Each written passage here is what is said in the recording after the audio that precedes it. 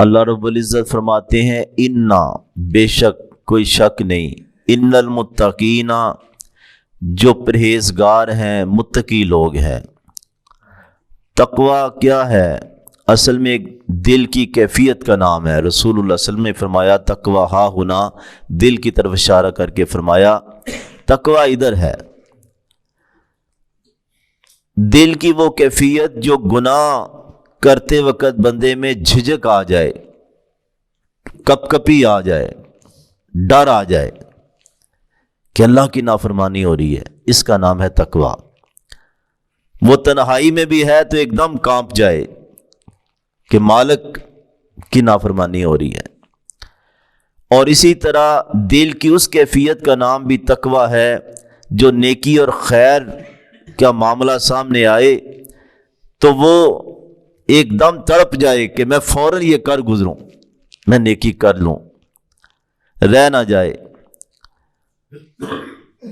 تو عام معنی متقین کا یہی کیا جاتا ہے پرہیزگار، کہ وہ دنیا میں ایک شیڈول کے تحت رکھتا ہے جو آسمان سے جبریل علیہ السلام لے کے آئے، اس کا سونا، اس کا جاگنا، اس کا دیکھنا، اس کا سننا، اس کا کاروبار اپنی مرضی پہ نہیں ہوتا، بلکہ وہ سمجھتا ہے کہ یہ دنیا ایک جیل ہے اور مجھے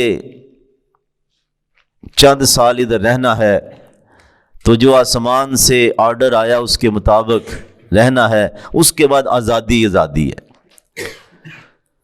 اللہ اکبر۔ جس طرح امام ابن قیم علیہ رحمہ فرماتے ہیں نا، علیہ رحمہ، کہ موت بعض لوگوں کے لیے آزادی کی روبکار ہوتی ہے اور بعض لوگوں کے لیے گرفتاری کے وارنٹ ہوتی ہے۔ ان کی آزادی ختم ہو جاتی ہے مجرموں کی، جو اپنی مرضی سے یہاں بدماشیاں کرتے ہیں، تو ملک الموت اس کے لیے گرفتاری کے وارنٹ لے کے آتا ہے، اور مومن کے لیے آزادی کی روبکار ہوتی ہے۔ تو پرہیزگاروں کے لیے بے شک پرہیزگار فی جنات، باغوں میں ہوں گے، و نعیم، اور نعمتوں میں ہوں گے۔ کوئی ایک نعمت تھوڑی ہے ادھر، آبشاریں ہیں، ڈرائی فروٹ ہے، لیکوڈ فروٹ ہے، سبزے ہیں، محلات ہیں۔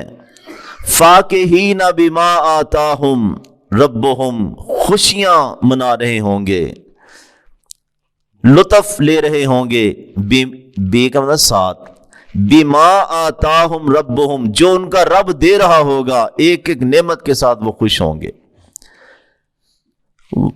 وَوَقَاهُمْ رَبُّهُمْ عَذَابَ الْجَحِيمِ، ان کو بچا لے گا ان کا رب جہنم کے عذاب سے۔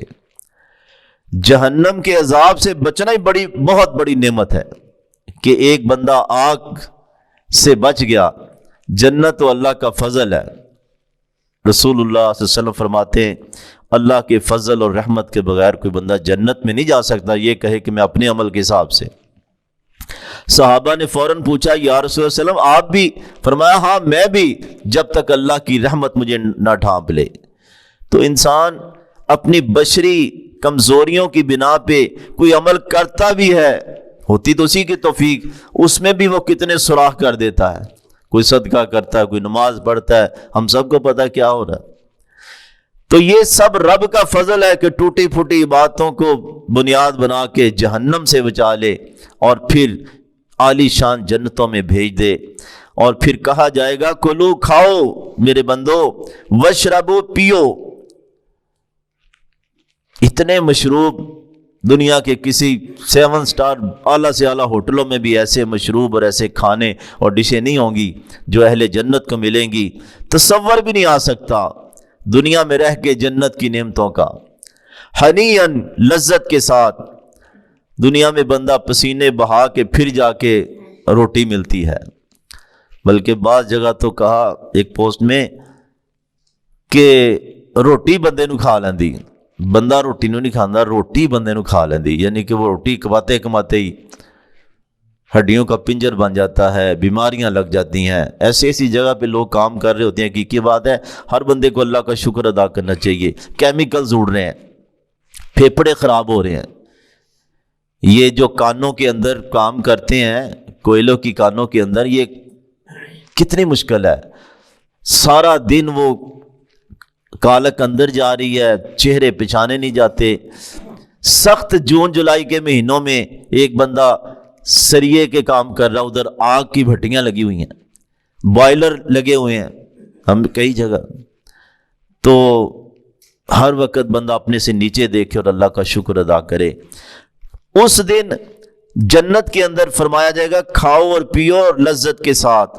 یعنی کہ دنیا میں بہت اچھا کھانا مل جائے، بندہ کھا لیتا، لذت دیکھتے یعنی کہ محسوس کرتے، بعد میں کہتا ہے یار تھکی نہیں گیا ہے. تو وہاں یہ کوئی علائش نہیں، کھاؤ پیو اور لذت لو، کوئی قضائے حاجت کا مسئلہ نہیں، بس ڈکار آئے گا سب کچھ ہضم.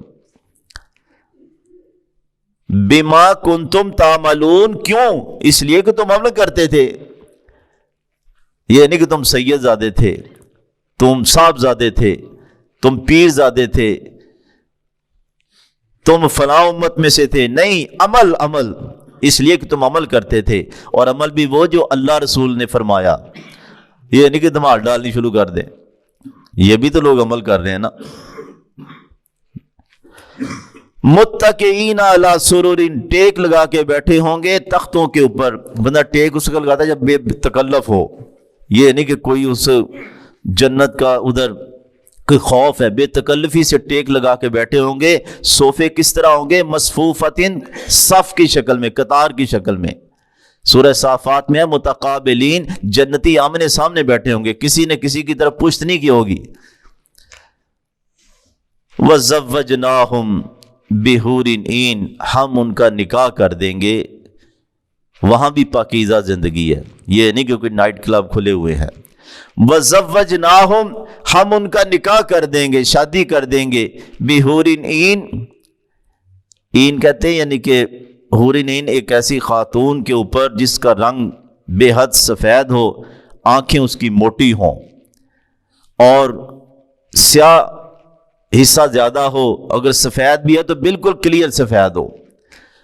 تو یہ اللہ رب العزت فرماتے ہیں ایسی پاکیزہ عورت جو سورہ رحمان پڑھیں، سورہ واقعہ پڑھیں، پورا اللہ نے تعارف کروایا ان پاک باز عورتوں کا.